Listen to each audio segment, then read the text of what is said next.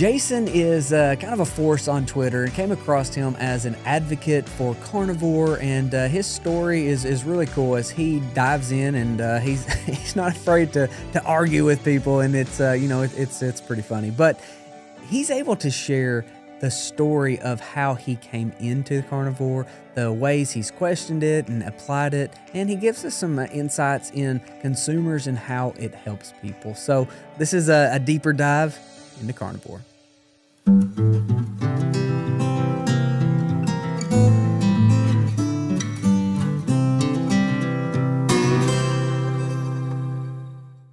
Jason, excited to be visiting with you, brother.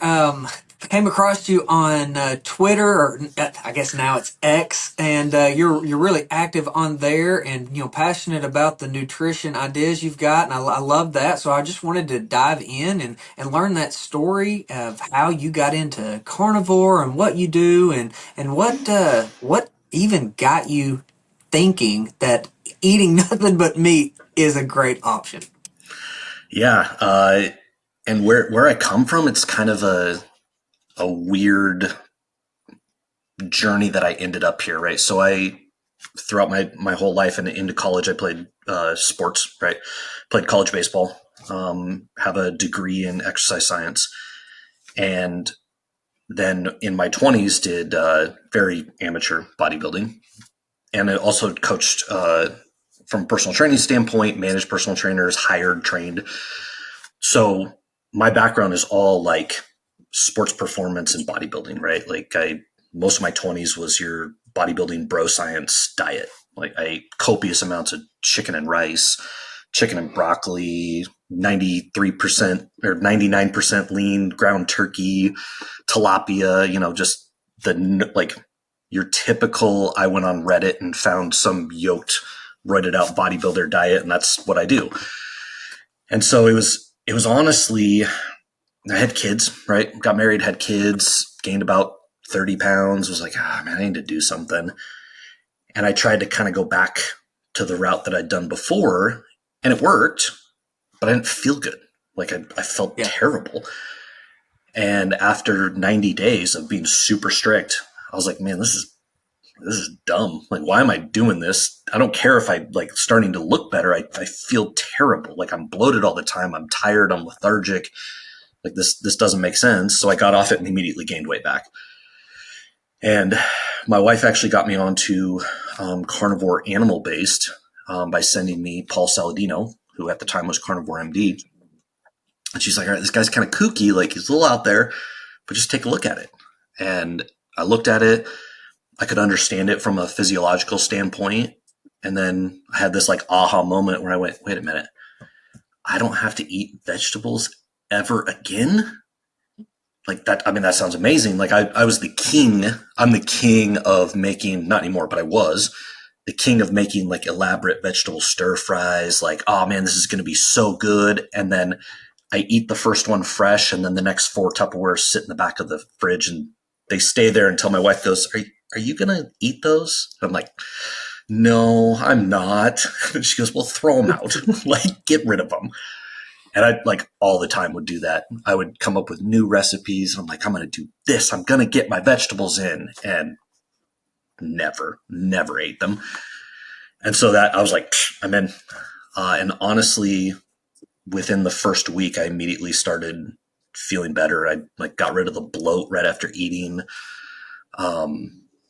Didn't have any of that like post-meal crash. And I was like, man, maybe they're onto something. And so I did animal-based for about a year. The difference in animal-based is it's basically carnivore, but you add in like fruits and honey. So it is not a zero or low carb per se. The majority of people that do it are pretty low carb. I was still about 50 grams of carbs a day, all from fruit and honey. And I did that for a while, and then finally decided to just try kicking the carbs altogether, and it ended up being even better for me. So that's kind of the long story on how I got to it. But it gives me a unique perspective because people just assume like my stance on diet. They're like, oh, you're anti-carb, you hate carbs, you just did it to lose weight. It's not sustainable long-term. Like, I have done every form of weight loss possible. Like I've taken weight loss to the extreme. I've mixed around with all kinds of diets. I've done a bunch. I'm not anti-carb at all, but I also know, where this goes and the results people get from it. And I truly believe it. And I truly believe that most people can get at least some benefit from doing a variation of it. So where did you come from on, or where are you now, really, JT, on combining all of the ideas out there? Say paleo, ancestral, obviously keto is not that major influence on you, but like, how did you get to the point to where you feel that it is sustainable? So my I actually had a conversation. I actually never even thought about this.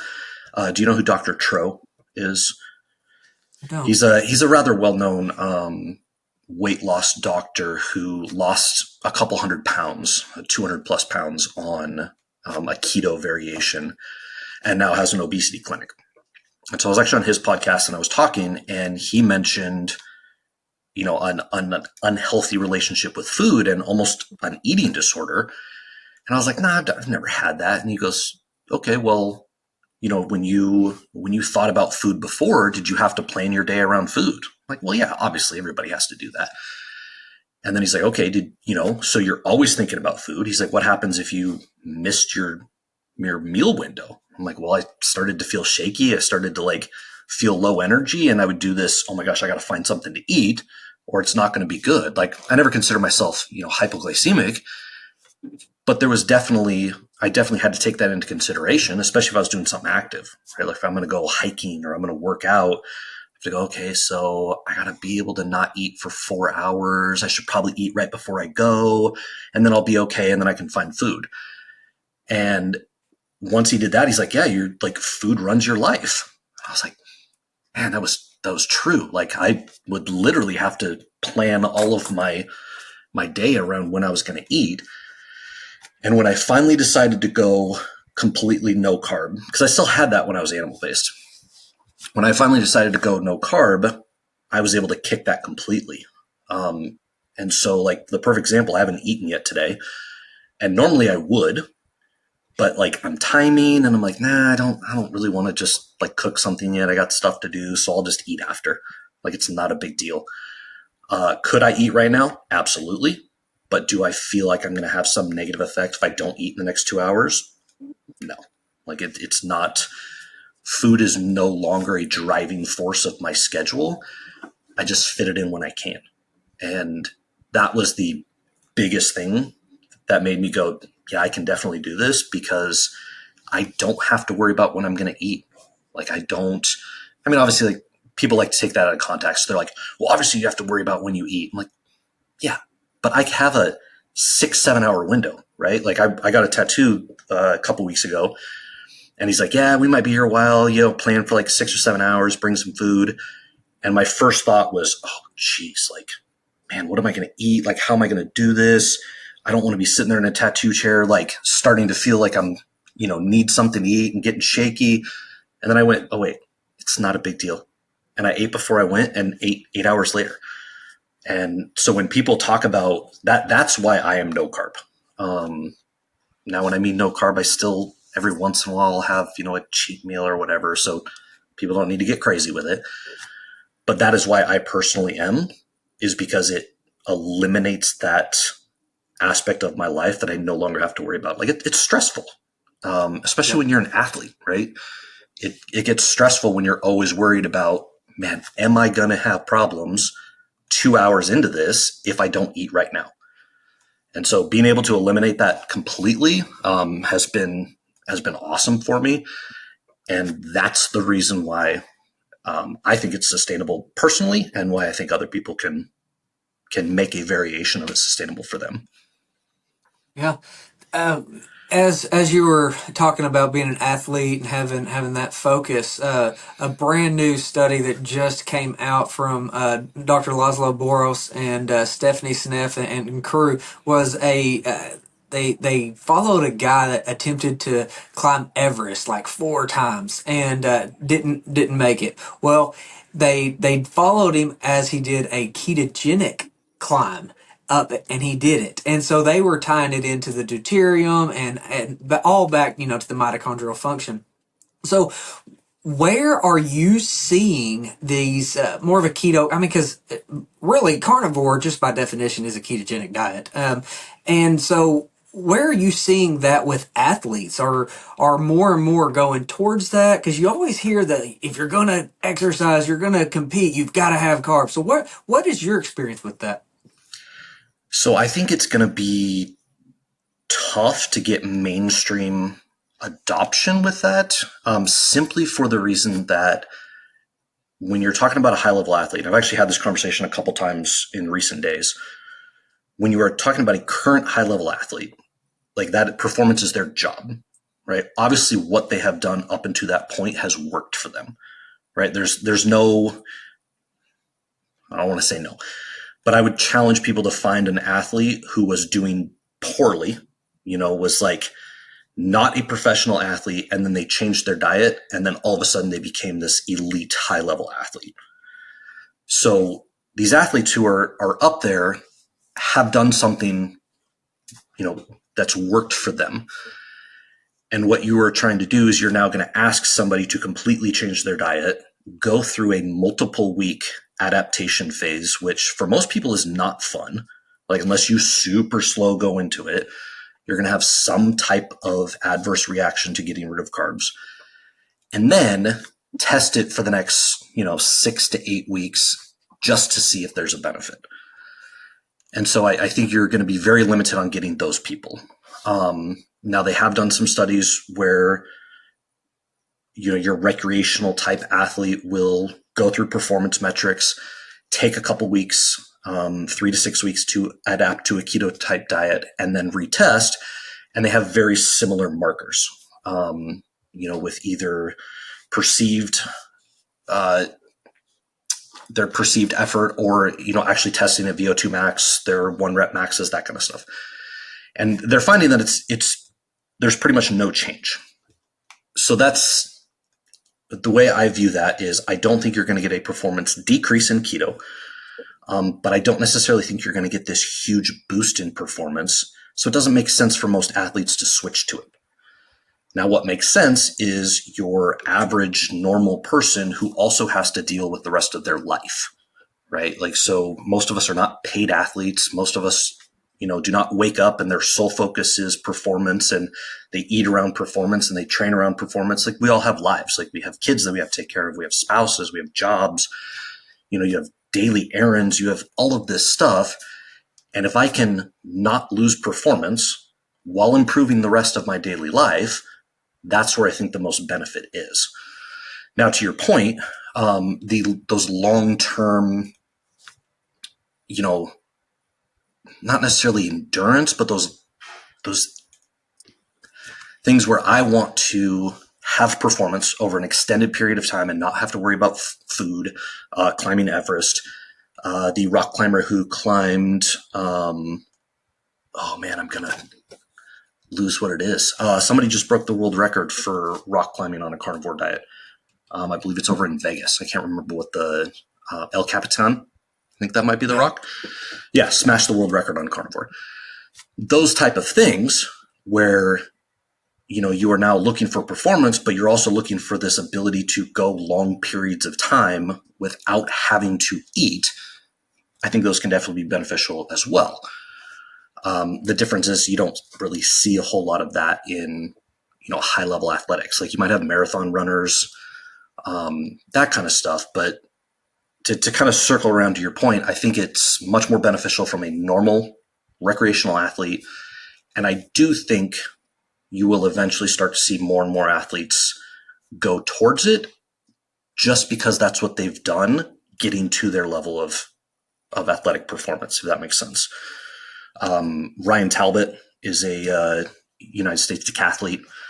He took bronze medal in the Pan Am Games. He's carnivore. But again, that's another guy who was carnivore going through college and then just continued on with it. I don't think you're going to see a whole lot of these people completely change up their diet because that it's a period of unknown and the adaptation period is not fun for most people and they're just not going to see the benefit.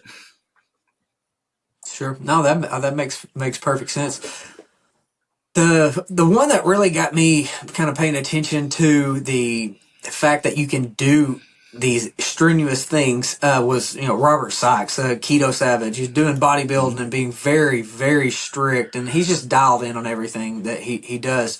And so it's like that really just had me questioning that mainstream narrative on the the exertion side of it. What do you do with focusing on the sourcing and the agricultural side of food? Your shirt, I love that. That make beef great again. So what does that mean? What does it mean to bring the carnivore community towards the agriculture? At least awareness. Yeah, I think it's a tough one. So I actually, at some point, I'll have him on, but I talked to this guy.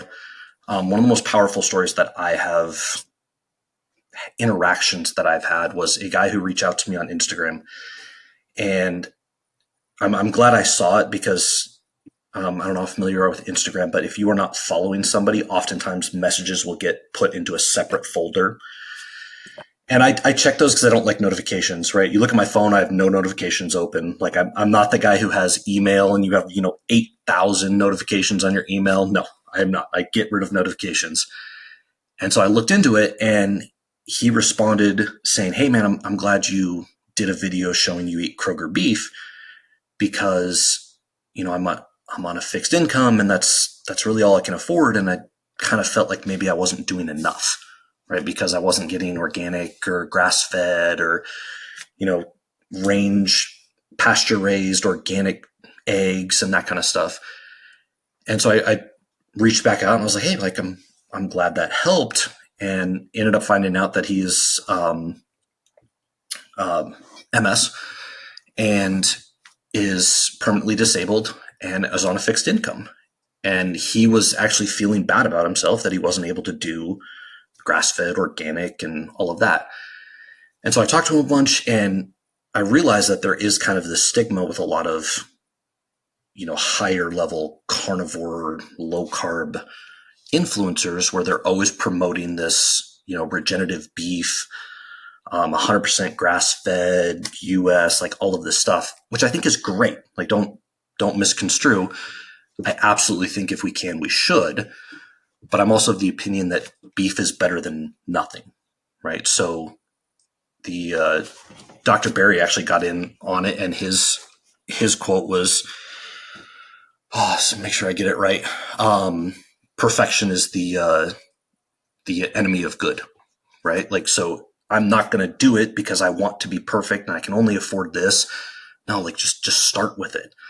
And then we can talk about, the agricultural side and trying to get away from, supermarket beef and these large beef conglomerates and the monopolies that they kind of have on it, and going to smaller farm grass fed and the benefits of grass fed and all of that. So I absolutely think it's a starting point. And I think we definitely need to get to where we're, shopping small farms. It'd be great if I could go shake my butcher's hand or, shake the hand of the guy who's raising, the cows that I'm eating, but it's not always necessarily financially viable. And so I think it's a great place to have a conversation on how we need to bring awareness to that, as long as we don't let people know that, hey, unless you can pay $12 a pound for grass-fed ground beef, you shouldn't even do the diet.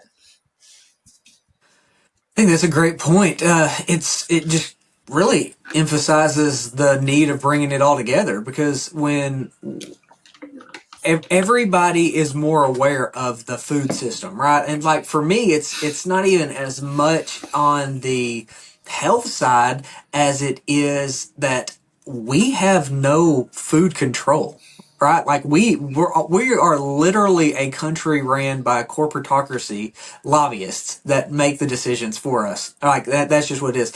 And so if we don't get away from them, right? Supporting that system. And I'm not saying that the money is the problem with that. On We have to get away from their system, right? And I feel like there's a way of bringing that gap together. So I own a grocery store. That's what I do. That's my day job. Like I sell tomatoes and beef on the side of the road. And so working directly with these farmers and connecting consumers that very well may be on a budget. Like I'm super curious to know how the MS and carnivore is going together. So I hope you are able to connect with them. But how do we do better as producers to bring the cost down, that it can be more affordable? So I'm not even blaming a consumer for having that decision on having to choose. It's like, how do we do better? And JT, I think that it's both ways though. We have to produce it. We have to process it, distribute it, market it in an economical way as well, because the greater mission is not just business, right? Like it's a conscious capitalist effect that's going to be able to serve communities, strengthen communities. And so like that's something that I haven't probably paid enough attention to, is I want to, but I can't afford it. So how can we all do better with that?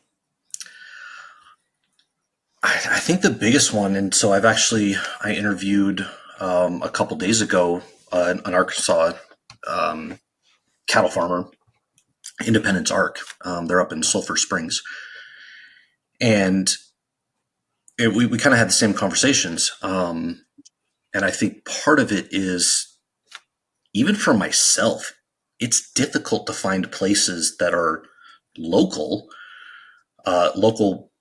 farmers in order to get, especially beef from. I can search.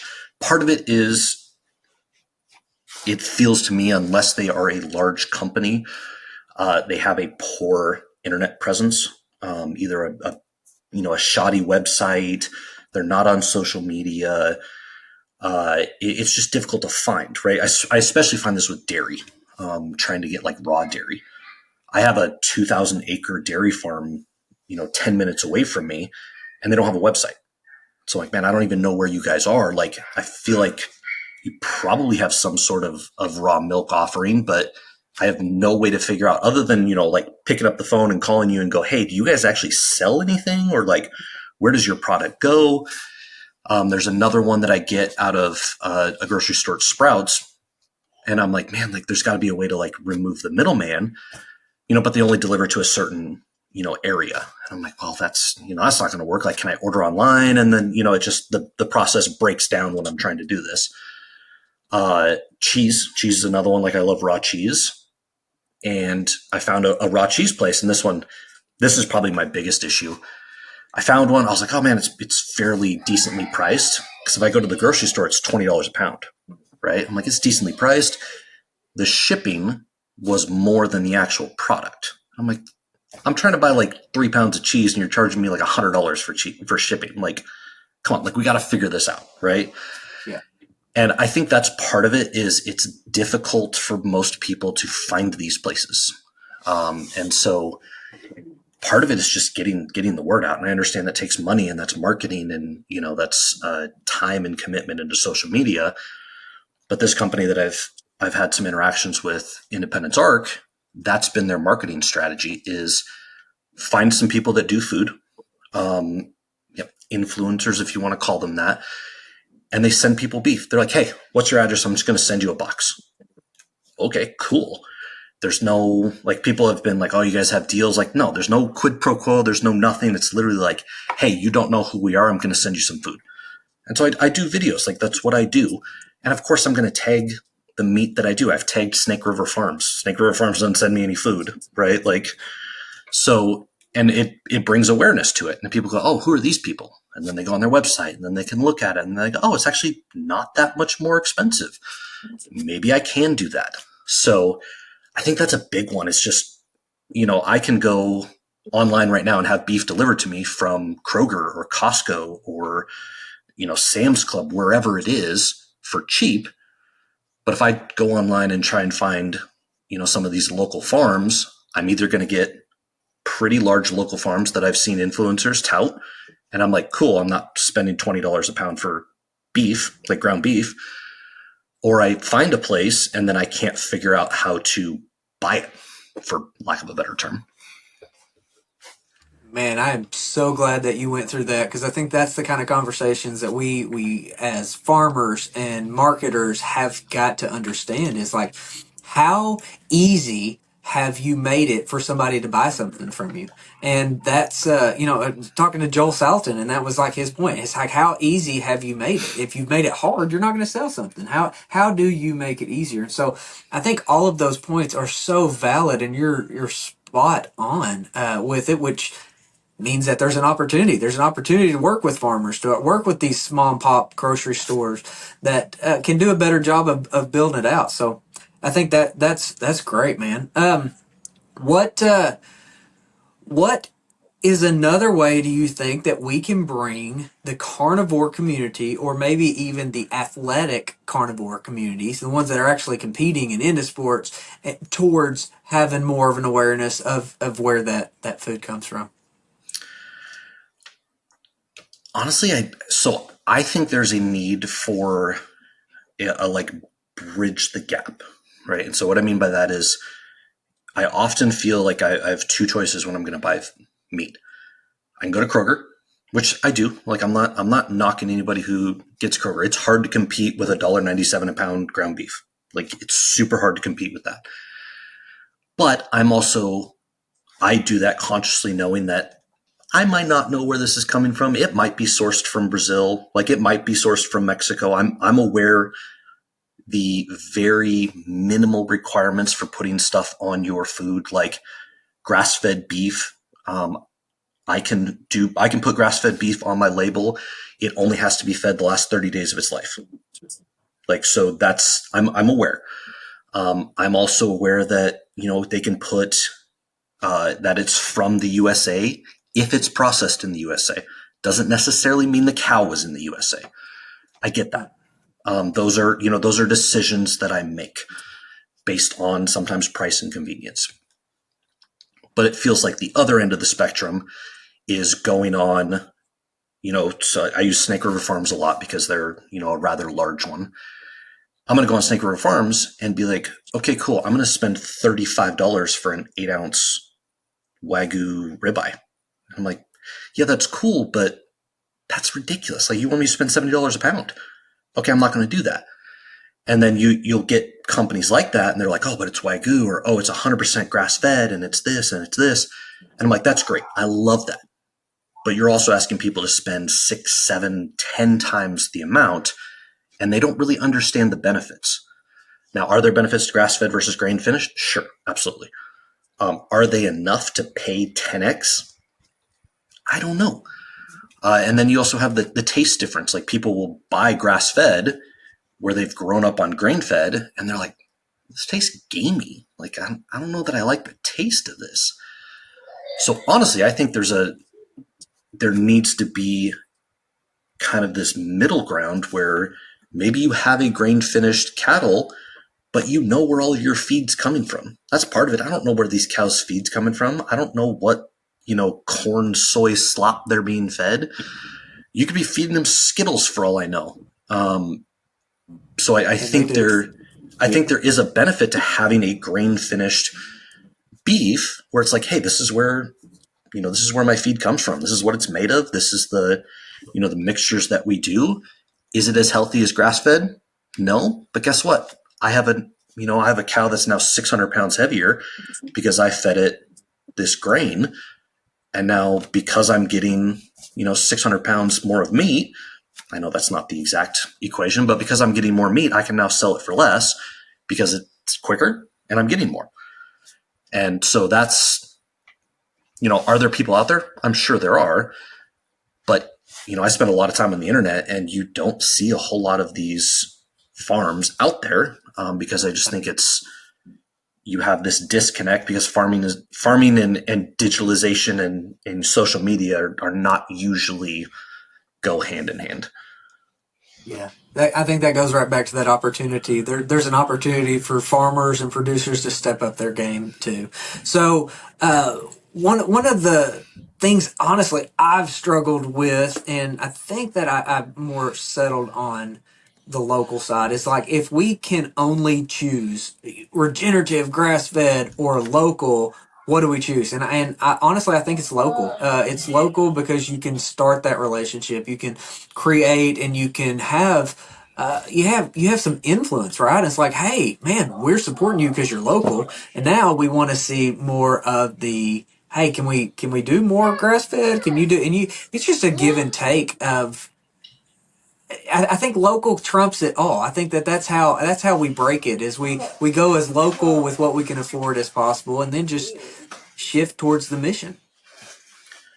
Yeah, no, absolutely. So there's a bison farm that's in town, and I won't buy bison from the store anymore, right? Like it might even be a tad more expensive, but I can literally drive up and see what the bison are doing, right? Like I can, Yeah.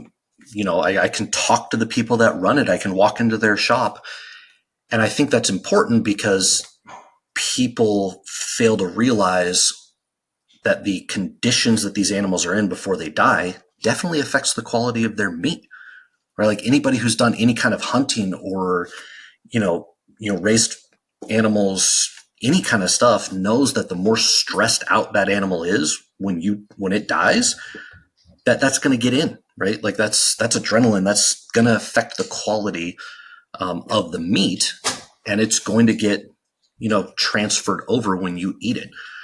Now people would be like, "Oh my gosh, they die with adrenaline, and then it's in the meat, and then you get adrenaline, and that's why you feel good." I'm like, okay, let's stop. Like, adrenaline's not making it past your gut. Like, but there's still something to be said for that, right? If you have a super stressed out animal that's in terrible conditions, and then they, get slaughtered and eat, that's going to affect the quality. So that is huge with the local because I can look, I can see what they're doing, I can see Right. what these dairy cows are. Yeah, they have their head through a grate, but they're not stressed out. Like they're getting to eat whenever they want. Like it's not that big of a deal. Yeah. No, I love that. So, um, let's we have so many, farmers and producers that are part of, our audience and what we do. And so a big takeaway that I was wanting to get from you was everything you said. I think you brought up some great points is, hey, we got to do better on the business side of getting our message out there. We're up against these greenwashing campaigns for corporations that we're not going to beat head to head, right? Like we're just not going to. But as communities and these grassroots movements and doing things to the best of our ability, we can make such a massive impact. So let's go. I can hear the kids in the background. So what do you do? What do you do for them? Because I got four, 10 to 3, and so what they eat can be a struggle. And when you start throwing in some kiddos on how much they eat and what we've got to provide for them, it gets expensive quick. And I'm lucky enough to have literally own a grocery store, or I don't even know if I could make it, right? So, what do you do with your kids? How do you incorporate the way you live and believe into how you're raising them? So it's been a little tough, right? So part of it is I didn't transfer over to this when they were super young. So they're 3 and 5 right now. So it is a struggle to get them to eat, like they'll eat steak, right? But it is a struggle sometimes to get them to eat just straight eggs, or they'll eat bacon. But I understand that when choosing what my kids are going to eat, like I want them to eat rather than me being like, no, you absolutely have to eat only this. And if you don't eat it, you're not going to eat at all. I also think there's something to be said for kids, growing up on a wide variety of foods, because I think if you limit too much too soon, especially over generations, you're going to start, developing stuff like celiacs and gluten intolerance and all that kind of stuff. Now we go into the road of why that is, but I do think it's important. So I do. They do a decent amount of fruit. I am not opposed to them eating fruit whatsoever. We don't really do much in the way of vegetables. A, because they don't like it, and B, I don't think they're missing out on a ton. The struggle for me is just trying to get them to eat more and more, single ingredient foods just as it is. So we will eat some chicken. There's some chicken nuggets that I don't have necessarily a problem with. Like I don't care with a little bit of breading, but the struggle is definitely, what are they going to snack on? How am I going to keep them full? How am I going to keep them happy? With also trying to instill these principles of, no, we don't just eat junk all the time. And my wife and I have had multiple conversations on this, and she's not as strict as I am. but we both understand the need for, it's got canola oil in it. There's no reason for that to be in there. I don't need to feed them that. But I also don't want my kids, having grown up fairly strict, not necessarily diet, but just life in general. I know what happens the moment you leave the house and you go to a friend's and you go, wait, what? Like I can drink soda and candy and you're not going to restrict how much I can do it. And because I never have it, I'm going to eat it until I literally get sick. Or video games, right? Like my son has a Switch and he gets limited playing time because I remember as a kid not having video games and going to some friend's house and they had video games. They're like, hey, you want to play video games? And sure. And that's literally the only thing we did. And for hours, that's the only thing because I've never had that. And so it's a tough balancing act. Cost definitely comes into it. But I think, with so many problems that kids are growing up with these days, from obesity to diabetes to, just so many issues, especially mental, I think it's important to try and instill as much as possible, without forcing or locking them in a cage, with something to eat until they come out, to try and get going as much as possible, because the fewer issues they can, go through their adolescent years, the better chance they're going to have once they become an adult. Yeah, no, I think parenting may be the hardest thing that there is. Honestly, trying to get all that figured out. There's no manual that I received when they sent those kids home from the hospital. So, what really has got me though is my oldest. He was diagnosed stage 4 cancer when he was 5. So he's 10 now, and so that is the whole reason we're even on a podcast right now, brother. It's like that. My mission is like, why? How do we make sure this doesn't happen again, or to somebody else, or what can we learn from it? And so those kiddos are the big why. They're what we've got to get right. And all of those issues that you have named are, man, it's lifestyle and diet induced. It really is. And so, man, I am one of those crazy, weird parents, but it's just one of those things. The cancer really, really got me, but my kids are doing great, and we shouldn't have canola in everything, and we shouldn't have all this junk and preservatives that are just, they're just unnecessary. So I think we got to get these kiddos right, and I think you're doing spot on, man. That it can't be hyper strict to where they lose their mind. But the education, as much as we have to have it for producers and farmers, we got to have it for our kids. They need to know why. It's not just because I said so. You can't eat this. It's like, hey, this is what it's doing. So I'm with you, man. Yeah, and I've done a couple videos, and it's not even just kids. It's your canola oil point. I question, what is the point, right? So I did a video that went kind of crazy on Instagram of, went to Costco and I was looking at mozzarella shredded cheese. Like, I don't often buy shredded cheese because I understand there's emulsifiers, there's, anti-caking agents and all that kind of stuff in them. But I was like, I'm just going to look, right? And the mozzarella shredded cheese from Costco had canola oil in it. And I was like, what? I was like, why? And so I posted this, and the number of people that are like, what's wrong with that?